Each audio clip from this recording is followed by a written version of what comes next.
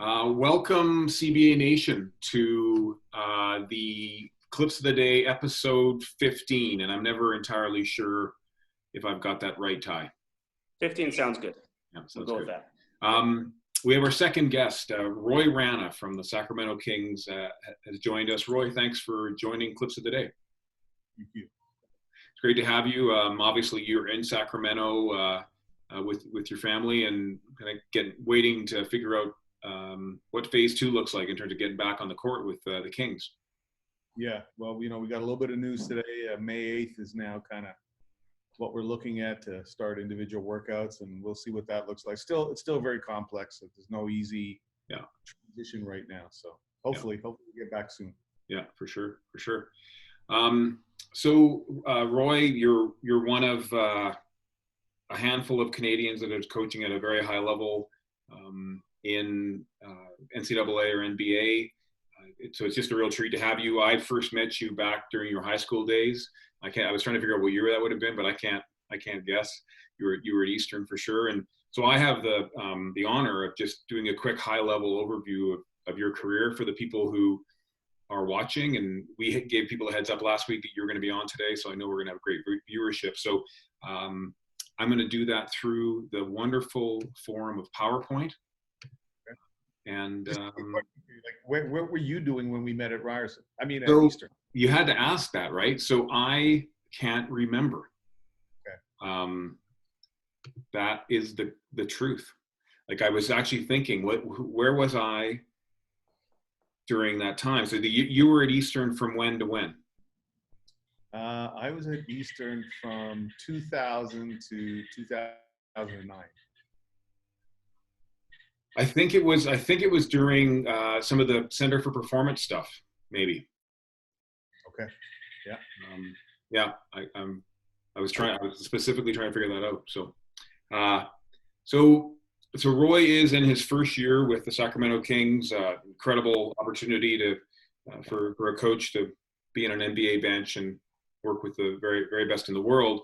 And I'm using this view for people just because I've learned that when I go full view on PowerPoint, I lose things. So I'm going to stay with this. Hopefully you can see it okay. So Roy started out coaching and teaching at the high school level, and I'm pulling the Eastern Commerce team here in 2009. I think this was your last team, Roy. Does this group bring back some memories? Went off the title with that group, yes. Awesome.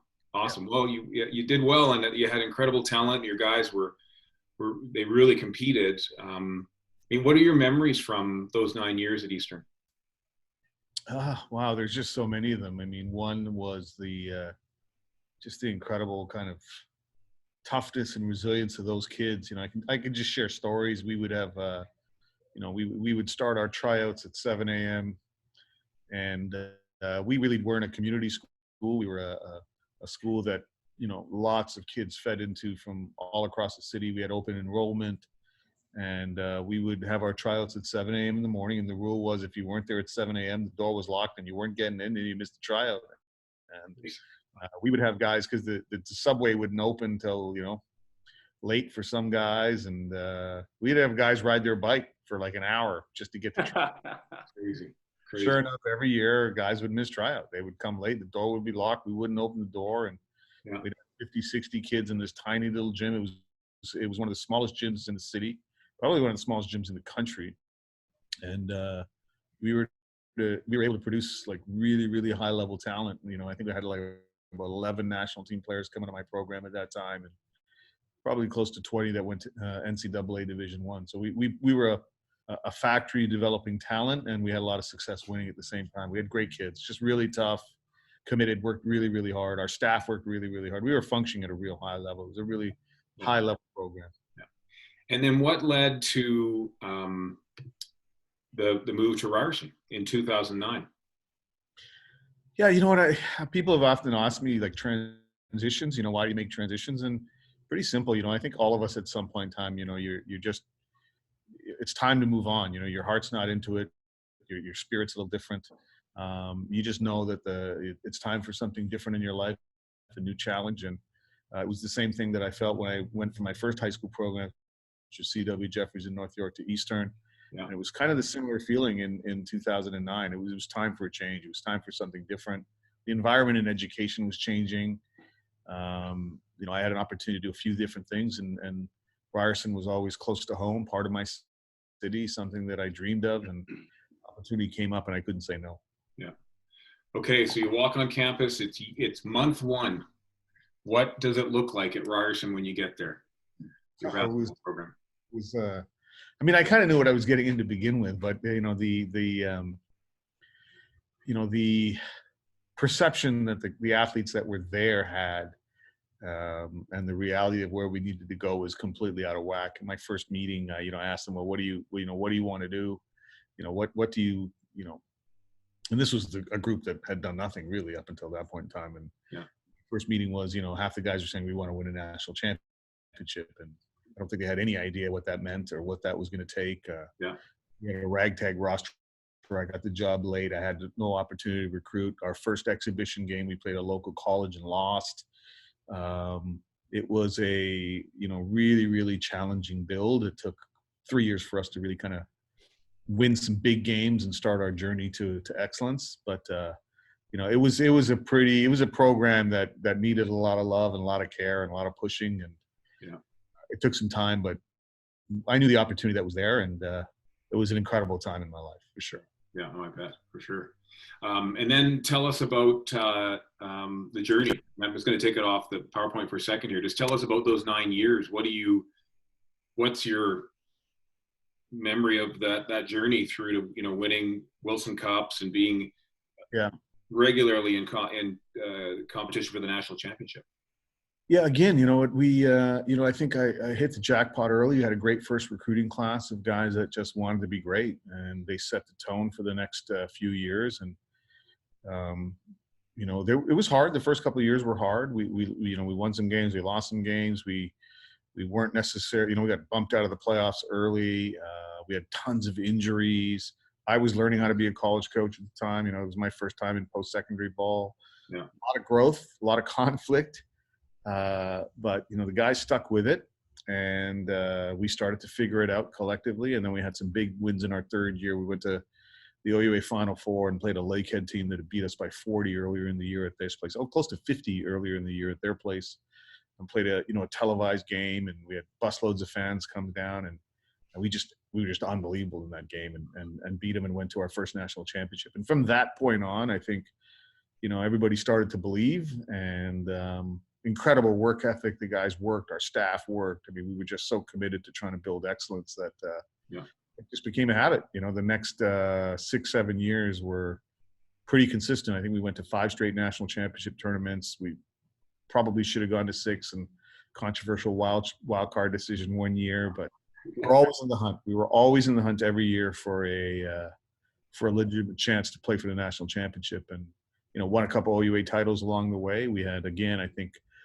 5 or 6 guys play on a national team from that program. We have 4 guys that are currently professionals now. And so we built some great stories of not just professional, guys becoming professionals, but great stories of guys getting degrees that, not necessarily coming from that, they're first in the family to get a university degree. So I took a lot of pride in that. Those were really, really rewarding times, and got a great alumni base now. We got a great group of guys, and really excited about it.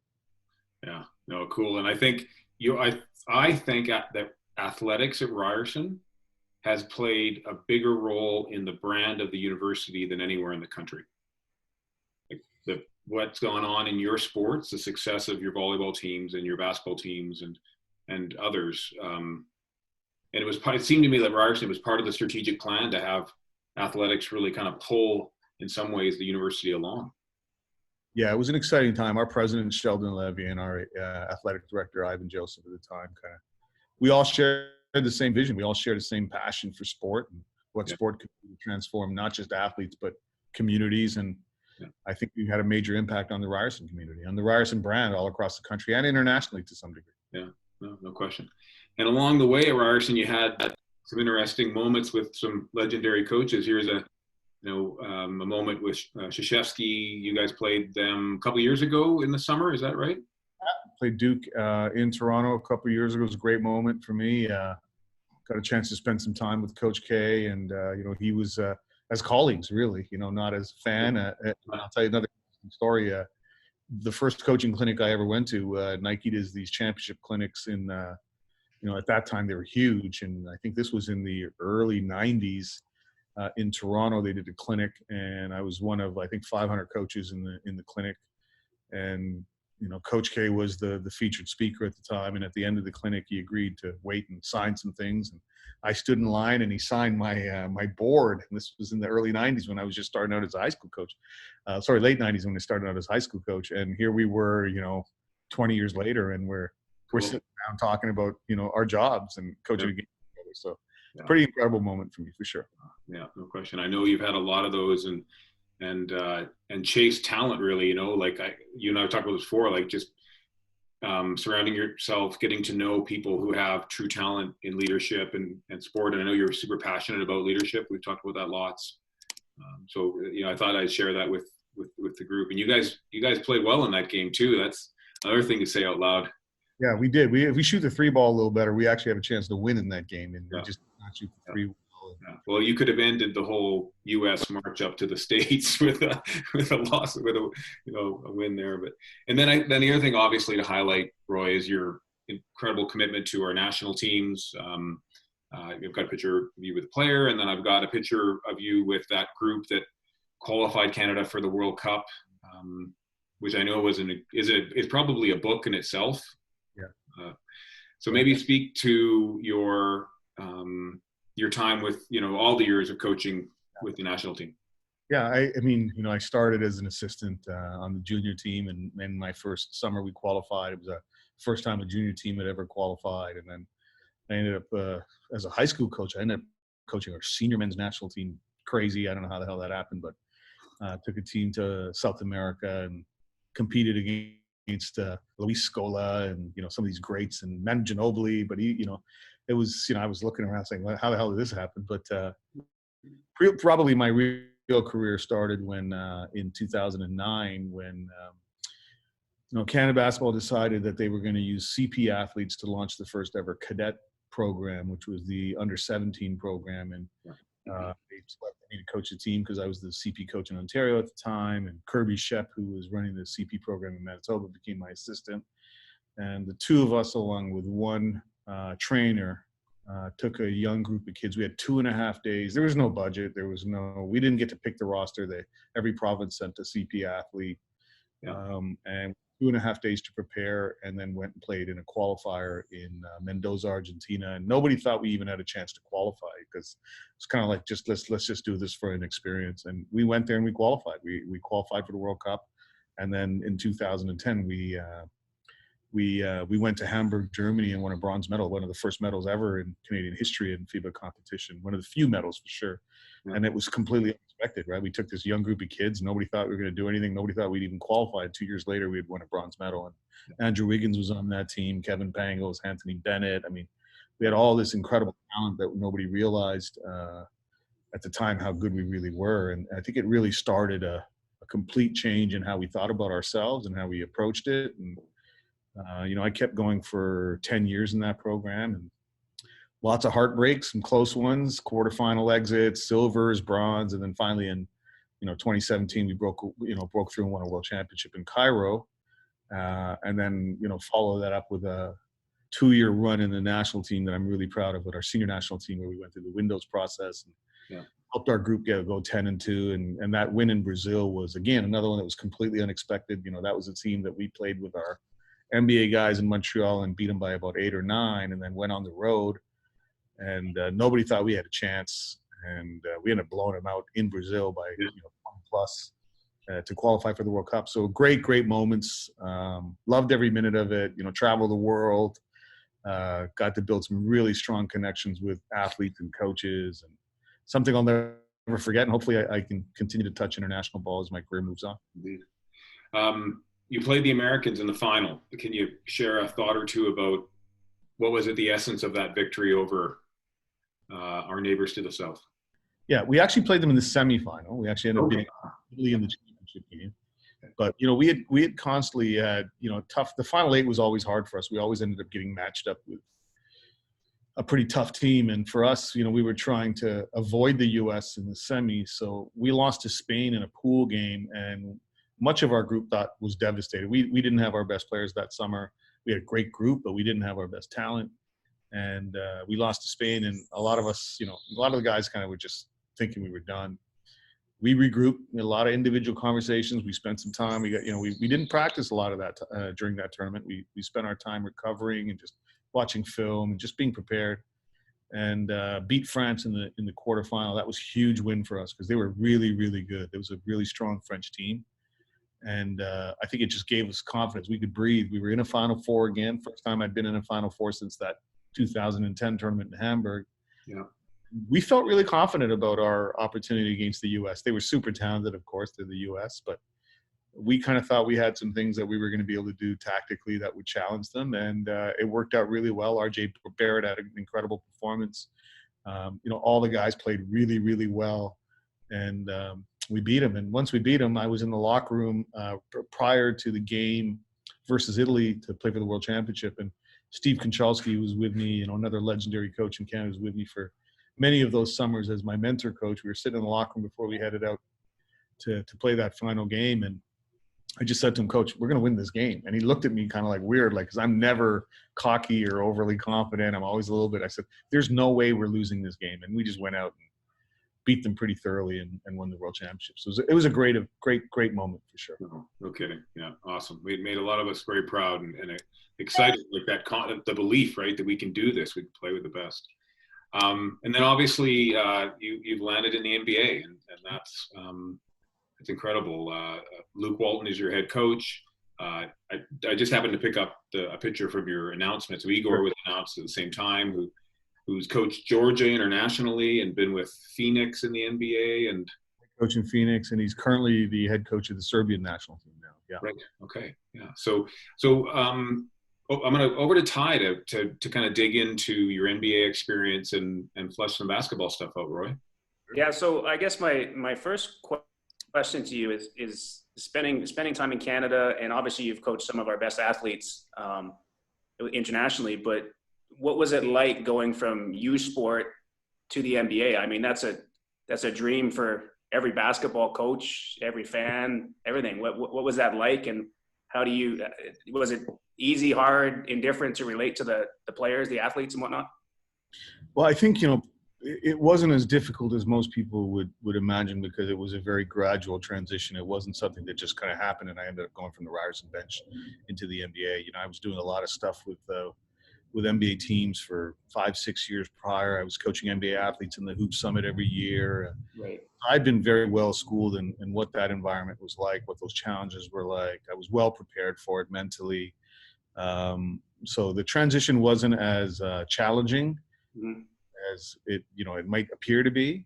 But there's still daily challenges, the size of the operations, the amount of travel.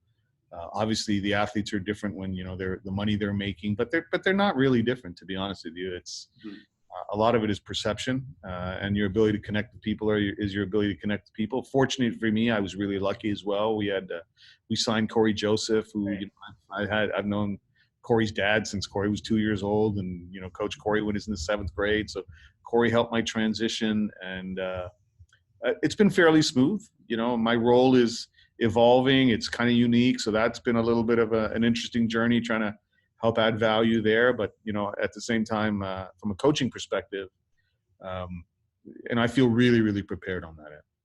Right on.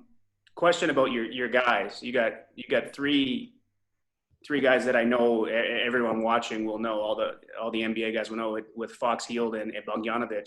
What's it like to coach athletes of that level? You know what? I'll tell you, they are incredible guys. And I don't say that just for the sake of saying. De'Aaron Fox was a guy that I was a little bit, okay, how is he going to receive me? Here I am. And what I didn't realize is that, he most of the U.S. guys know me quite well because of my work with age group basketball, whether that's in the Hoop Summit or with the national team. They've seen my face a lot over the years, and sometimes on losing ends, so they don't forget that. Right. So De'Aaron was actually very warm and open and welcoming, and was really, really great. Just always kind of picking your brain, willing to listen. He's very curious, very, very bright, very intelligent. Buddy Hield is just a tremendous, incredible worker. Mhm. Gotten a chance to get to, every relationship is different. You build it over time, you build trust over time. And, he's just like I said, his work ethic and his ability to just go into the gym every day and try to get better is very impressive. And then Bogdanovic is a guy that actually, I spent some time in Europe in 2015, and I spent some time with Fenerbahce where he was playing.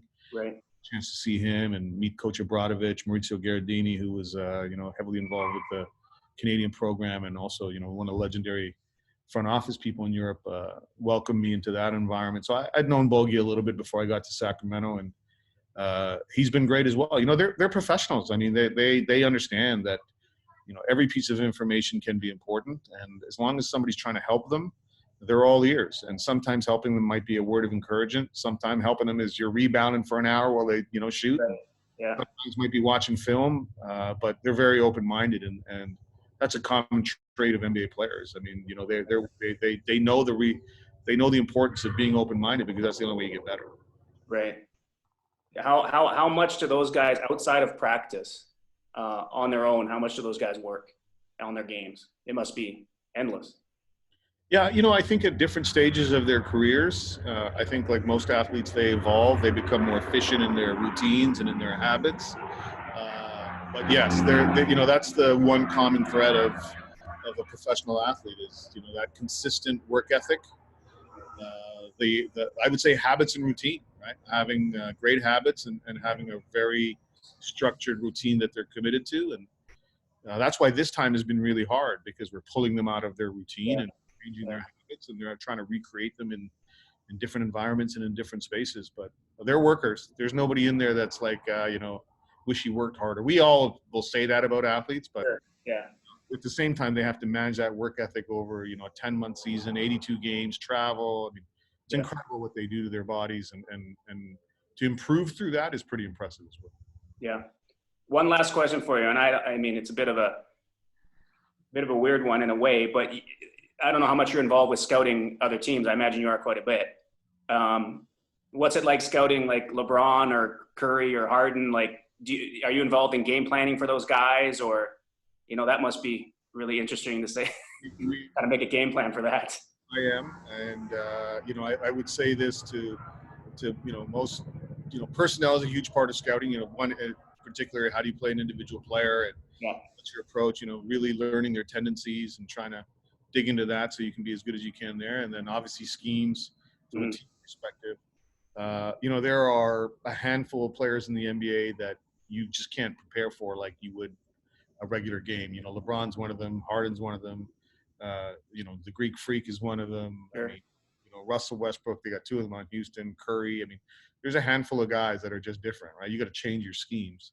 Mm-hmm. But for the most part, I think it's about being committed to what you do and really staying focused to what you do as a team on the defensive side of the floor and on the offensive side of the floor. So it's not overly complex, but there are certainly certain players that challenge you to change the way you do things, because they're just so unique. You have to, or else you got no chance. Right. That's really cool. Thanks for that. Ray, we've got I mentioned to you before we started the podcast, we've got a broad base here, grade 4 to grade 12. Sure. But what would be some piece of advice you would give a young kid in our club, boy or girl? We got 26 teams represented that are watching this podcast. Give the kids some advice on what you'd have them focus in on. Yeah, I mean, I think it's, we get caught up in this, you have to train like this, you have to eat like this, I think if you can just take joy from the game, like every day, if you love to put a ball in the hoop, whether that's by yourself in the driveway, or whether that's in a practice with a coach, or whether that's in a game with a ref, just don't lose that joy. Keep finding that joy. That joy will be the guide. That will be the guide that drives your your commitment to training and everything that you do. And for everyone, that's different. Some people like to play more, and some people like to practice more, and some people like to train. Some people like to work with trainers. Everybody's different. There's no one way to excellence. Jamal Crawford's been in the league for almost 20 years. He didn't like to practice. He just wants to play pickup ball all the time. So, I mean, there's no one way, but certainly just love playing, love the sport. Don't lose the joy. That would be my tip. That's awesome. And then final question for you, Roy. is I have a theory Mhm. that there's an advantage to coaching in Canada when you make the move south, because in the role at Eastern Commerce and at Ryerson and then with Canada, you had to do a million things and become the master at all of them if you're really going to have the success that you had. That when you end up south of the border, you're kind of ready for anything. Does that resonate with you at all, that theory? I would absolutely agree 100%. And in a number of different ways. I mean, coaching in Canada is a tremendous opportunity. And people often get, lose track of it or get, sidetracked because of this whole idea of, well, I'm not getting paid. There's not a big economy behind the sport of coaching in Canada. But the opportunity is in the fact that, one, you do get to master all areas of your craft. You're not really kind of penciled into being a defensive guy or an offensive guy, or, you got to wipe the floor. You got to learn how to work the score clock. You got to you got to do it all. So you learn a lot of skills that are transferable.